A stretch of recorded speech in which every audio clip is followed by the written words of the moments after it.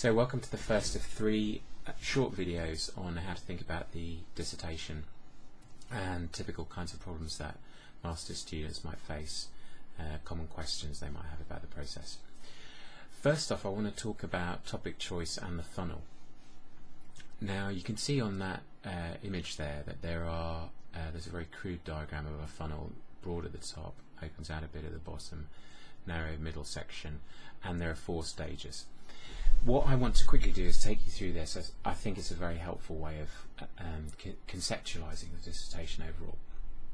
Stage A, everybody starts out too broad. They start off with a question that is massive and unfeasible and doesn't link to, it doesn't lend itself to a sustained period of academic study because it's too broad.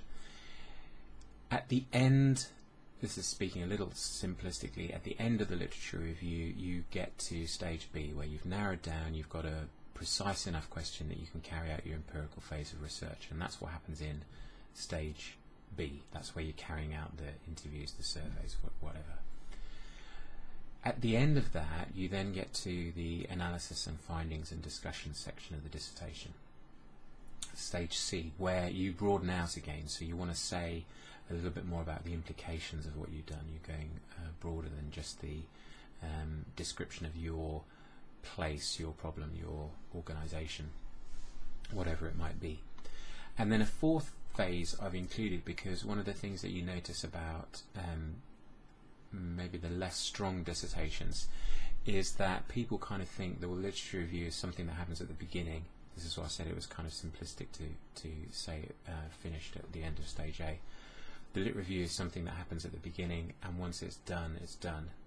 And then you move on to a methods section, which is entirely different, and an analysis and discussion section, which is different again.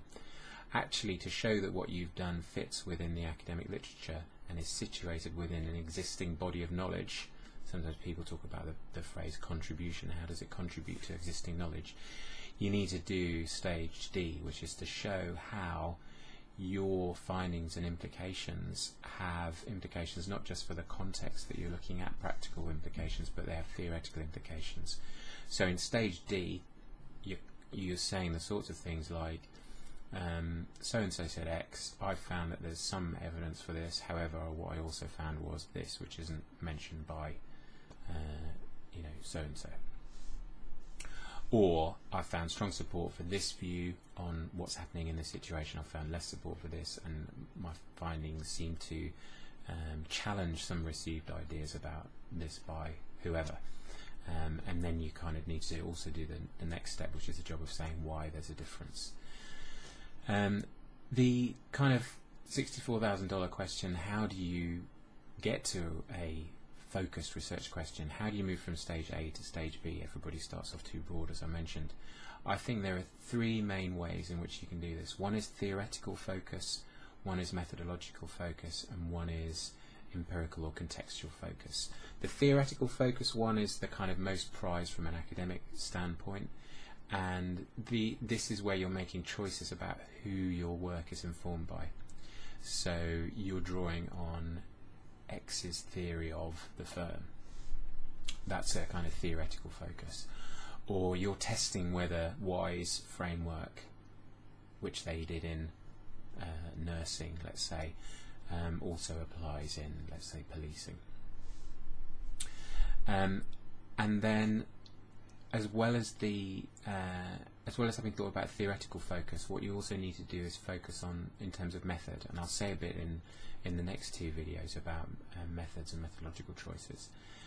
The 3rd kind of focus, empirical or contextual, is where are you actually doing it? Where's the problem? What phenomenon are you looking at more precisely? And you get to the stage B, you get to a more precise research question when you know which theories you're engaging with, what methods you're using to test claims or investigate the phenomenon in relation to those theories, and you have the contextual focus. So that's a quick overview of the dissertation as a whole, and topic choice and the funnel.